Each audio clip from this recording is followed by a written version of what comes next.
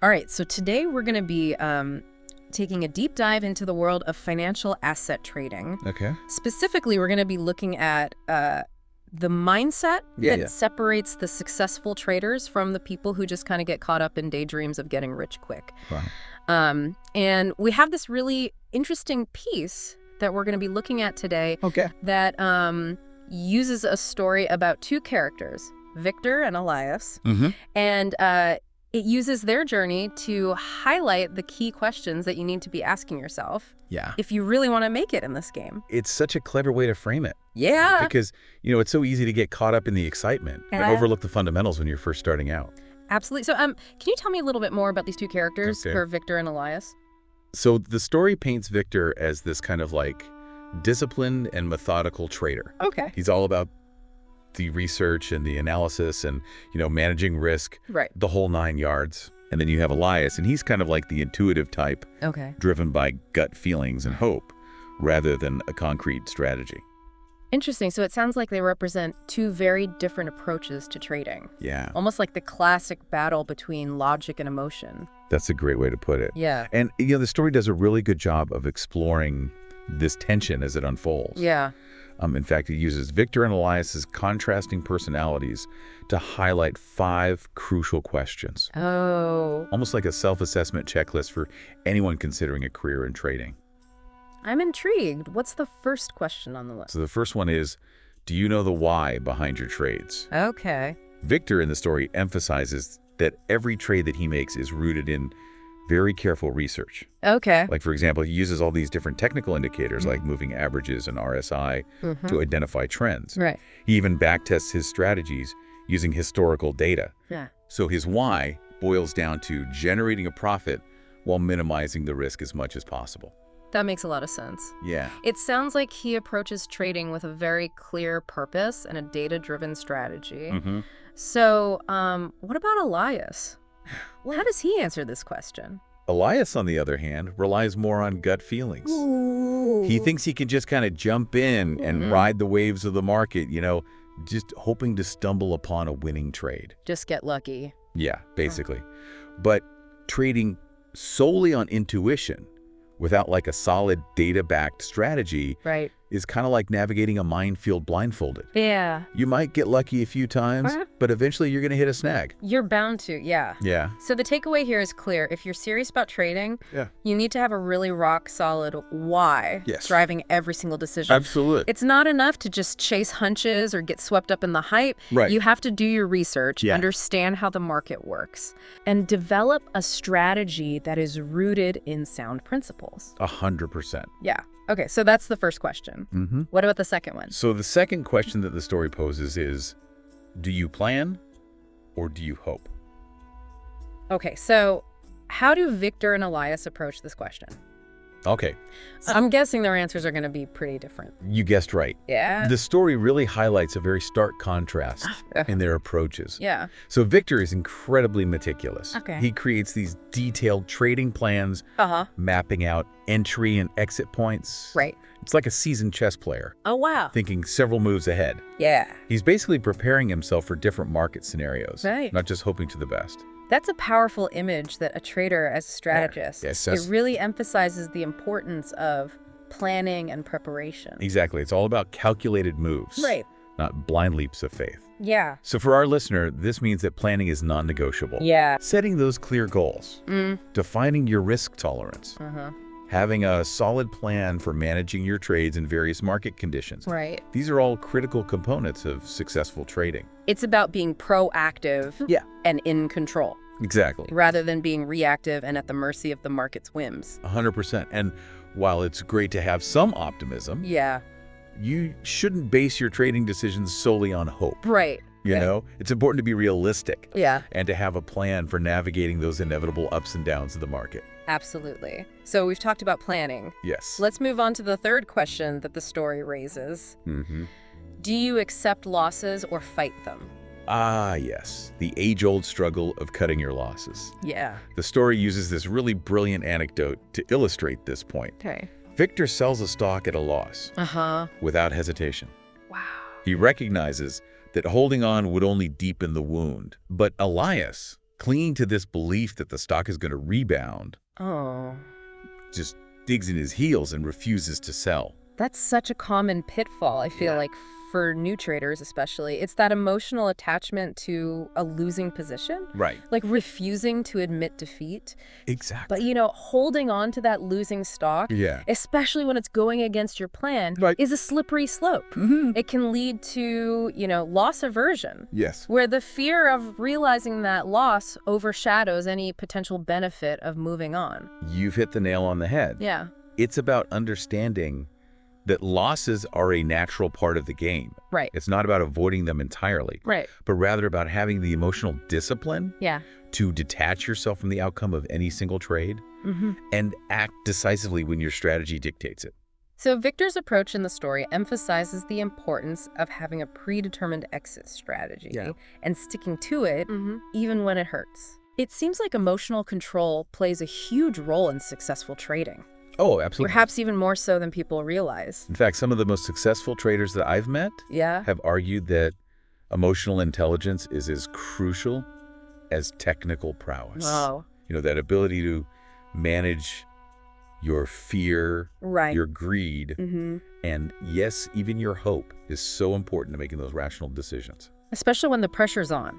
Exactly.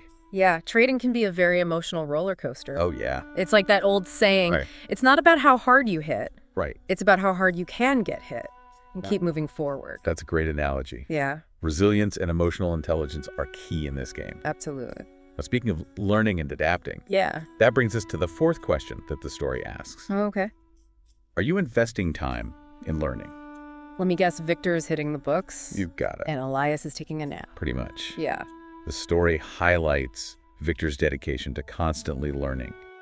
He spends hours each day reading and practicing and refining his skills. Okay. He understands that markets are constantly evolving. Right. And in order to stay ahead of the curve, you have to be a lifelong learner. So what would you say are the most valuable resources or methods for our listener to stay informed and to refine their trading skills? There's so much out there. Right. I mean, you got books, online courses, trading communities, mentorships. The key is to find what works best for you and commit to a consistent routine of self-improvement. Okay, so it's like any other craft. The more you put into it, the more you get out of it. Absolutely. And finally, we arrive at the fifth. Okay. And perhaps most introspective question posed by the story. Okay. Are you in love with trading or just the idea of it? Ooh, that's a deep one. Yeah. I'm guessing this goes beyond just wanting to make money. It absolutely does. Oh. This question delves into the very heart of why someone chooses this path. Right. Victor's response is particularly insightful. Okay. He expresses a genuine passion for the process of trading itself. Wow. The challenge, the intellectual stimulation, the constant learning and adaptation. It's more than just a means to an end for him. It is. So it sounds like Victor enjoys the game itself, not just the potential for a big win. Yeah. What about Elias? Yeah. Is he just chasing a fantasy? It seems that way. Okay. The story portrays Elias as more focused on the allure of wealth and the lifestyle that it could afford him. Right. He's enamored with the idea of being a trader. Yeah. But not necessarily the reality of what it entails. That's a crucial distinction. It is. Because trading, like any challenging endeavor, requires grit and resilience. Absolutely. You're going to face setbacks. You're going to face moments of doubt if your only motivation is the dream of riches. They're likely to just get discouraged and throw in the towel when the going gets tough. Exactly. And that's why it's so important for our listener to be brutally honest with themselves about their motivations for getting into trading. Are they genuinely interested in the intricacies of the markets? The thrill of developing a winning strategy? The intellectual challenge? Or are they simply chasing a mirage? Self-awareness is key. Yes. It's about recognizing your strengths and your weaknesses, your risk tolerance, and what truly drives you. Right, because ultimately passion fuels perseverance. And if you love the game, you'll be more likely to weather the storms and come out stronger on the other side. Okay, so now that we've kind of unpacked these 5 crucial questions, let's see how the story of Victor and Elias unfolds. Okay. I'm on the edge of my seat. Me too. This is where things get really interesting.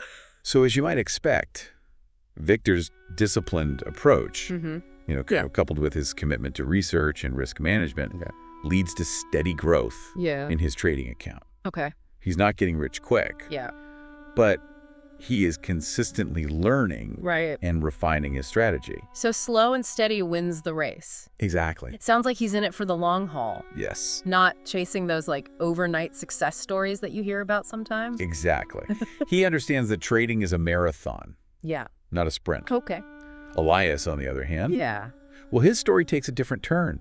Okay. Driven by impulsivity, fueled by hope rather than a sound strategy, he ends up making a series of costly mistakes. It's like the story is a cautionary tale, a reminder that trading without the right mindset and preparation can be a recipe for disaster. Precisely. And it really underscores this point, that trading is not a get-rich-quick scheme. It requires knowledge, skill, discipline, and as we've discussed, a healthy dose of emotional intelligence. So the story reinforces this idea that trading is a journey. Yes. A process of continuous learning and adaptation. Absolutely. It's about mastering technical analysis, understanding risk management, developing that robust trading plan, and perhaps most importantly, cultivating the right mindset. Absolutely. What stands out to you, listener, as the most significant takeaway from Victor and Elias's contrasting journeys? For me, it's the power of focusing on the process. Yeah. Rather than obsessing over those quick wins. Okay. Victor's success stems from his dedication to constantly honing his skills, managing his risk, and learning from both his wins and his losses.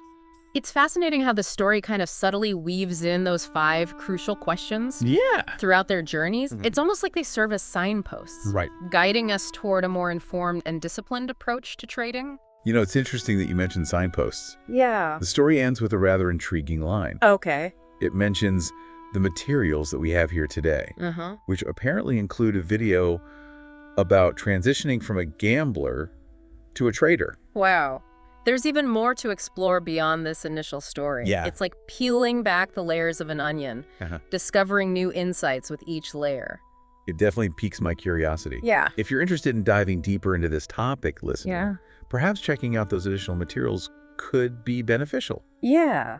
It sounds like they offer some valuable guidance on shifting your mindset and developing a more strategic approach to trading. It's like a hidden bonus level waiting to be unlocked. Yeah. But even without those extra materials, I think we've unearthed some really valuable insights from this deep dive. Absolutely. The story of Victor and Elias, while fictional, serves as a powerful reminder of the choices that we face as traders. To approach the markets with careful planning and a commitment to continuous learning. Yeah. Or to fall prey to wishful thinking. Right. And those impulsive decisions. So to wrap things up, if you're ready to make a real go of it in the trading world, it's time to ditch the daydreams and embrace the mindset of a disciplined, informed trader. It's a journey that demands effort, dedication, and a willingness to constantly learn and adapt. And the rewards, both financial and intellectual, can be incredibly fulfilling. Absolutely. And remember, listener trading is a marathon, not a sprint. Yes. Embrace the process. Focus on honing your skills and never stop learning. Who knows, maybe one day you'll be sharing your own success story. Inspiring others to approach trading with that same level of discipline and passion as Victor. Exactly. Until next time, happy trading.